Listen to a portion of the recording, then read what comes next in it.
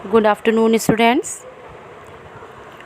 बच्चों, आज हमारी हिंदी की क्लास में हमारा चैप्टर नंबर 2 जो है उसके कुछ पैराग्राफ जो है वो मैं आपको एक्सप्लेन करूँगी। आज मैंने एक ही पैराग्राफ लिया है और एक पैराग्राफ आपको समझाया है। फिर बच्चों, आपके इसी पैराग्राफ में मैंने कम से कम 2 क्वेश्चंस जो है एमसीक्यूज टाइप में दिए हैं, जैसे कि इसी पैटर्न से आपके एग्ज़ाम में आएंगे।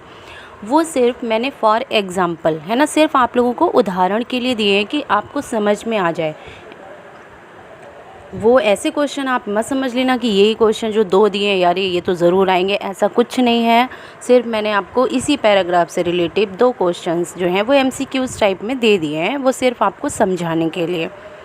और इसके बाद जो आपके जो पैराग्राफ है इससे रिलेटिव जो 3-4 क्वेश्चंस हैं वो दिए हैं। जैसे आप डेली अपनी रिवीजन नोटबुक में करते हो या रिवीजन वर्क अपना करते हो, तो आंसर उनके आप लिख के मुझे जो है हमारी गूगल क्लास पर असाइनमेंट वर्क में सेंड करेंगे। और इसके बाद जो है जो एग्ज़ाम्पल मैंने दिए हैं उनको आप देखिएगा और उनके आंसर जो है वो भी हमें हमारी गूगल क्लास पर दीजिएगा। तो देखिए बच्चों, हमारा जो चैप्टर 2 है राहुल संकृत्यायन जी द्वारा रचित ल्हासा की ओर। तो बच्चों, आप लोगों को तो पता है कि इसमें राहुल जी ने जो है अपनी प्रथम तिब्बत यात्रा का वर्णन किया है ना, जो उन्होंने सन 1929 से स्टार्ट की, 1929 से 29 या 30 से नेपाल के रास्ते की थी, है ना। उन्होंने अपनी यात्रा की थी। तिब्बत की राजधानी ल्हासा की ओर जाने वाले दुर्गम रास्तों का वर्णन किया है। तो यहाँ पर ये बता रहे हैं, वह देखिए पैराग्राफ देखिए, वह नेपाल से तिब्बत जाने का रास्ता है। फिर कलिंपोंग का रास्ता जब नहीं खुला था तो नेपाल ही नहीं हिंदुस्तान की भी चीज़ें इसी रास्ते तिब्बत जाया करती थीं। यह व्यापारिक ही नहीं सैनिक रास्ता भी था, इसलिए जगह जगह फौजी चौकियां और किले बने हुए हैं, जिनमें कभी चीनी पलटन रहा करती थी। आजकल बहुत से फौजी मकान गिर चुके हैं। दुर्ग के किसी भाग में जहां किसानों ने अपना बसेरा बना लिया है, वहां घर कुछ आबाद दिखाई पड़ते हैं। ऐसे ही परित्यक्त एक चीनी किला भी है। ऐसा ही परित्यक्त जो है वो एक चीनी किला भी था। वहाँ हम चाय पीने के लिए ठहरे। बच्चों, ये हमारा तो था पैराग्राफ था, कुछ ही लाइनें पैराग्राफ में मैंने ली हैं। इस पैराग्राफ में राहुल संकृत्यायन जी ने जो है ल्हासा की ओर जो हमारा चैप्टर है इससे ये पैराग्राफ लिया है और उन्होंने बताया है कि नेपाल से तिब्बत जाने का मुख्य रास्ता है ना। उन्होंने ये बताया कि वह नेपाल से तिब्बत जाने का मुख्य रास्ता था। क्या था? कलिंपोंग। उस समय फरी कलिंपोंग का रास्ता भी नहीं खुला था। तब नेपाल के साथ साथ भारत की चीज़ें भी इसी मार्ग से तिब्बत जाती थी। कौन सा मार्ग? ल्हासा की ओर, जो ल्हासा था उससे बताया इन्होंने। यह रास्ता व्यापार के साथ साथ सैनिक उद्देश्यों की पूर्ति करता था। इसी कारण इस रास्ते में जगह जगह फौज की चौकियां तथा किले बने हुए थे।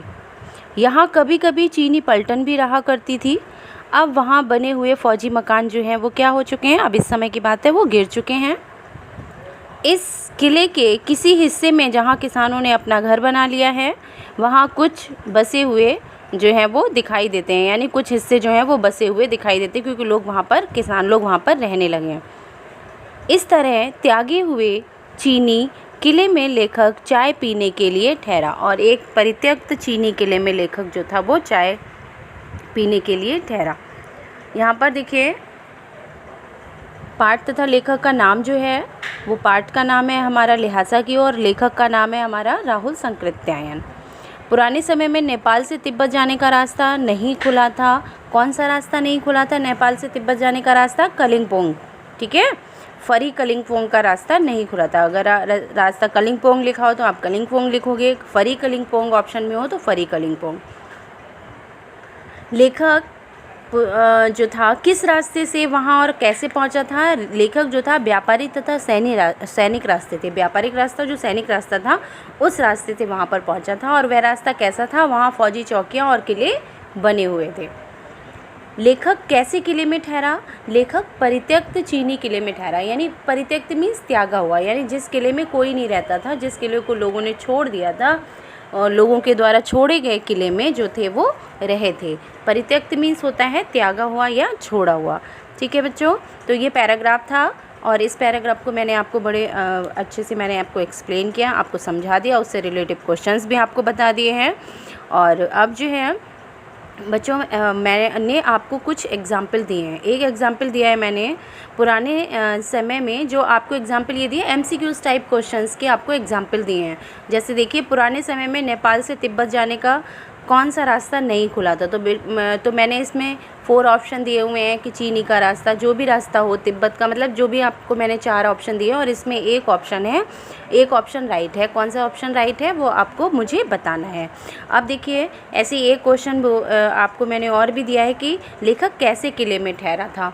तो लेखक जो है कैसे किले में ठहरा था मैंने आपको बता दिया है। अब मैंने ऑप्शन भी दिए हैं कि चीनी किले में ठहरा था, या फिर महल में ठहरा था, घर में ठहरा था, भिक्षुक के घर में, जो भी मतलब कई ऑप्शन हैं। इसमें आपके 4 ऑप्शन हैं और इसमें से एक राइट ऑप्शन है, वो आपको सेलेक्ट करना है और मुझे बताना है। थैंक यू बच्चों।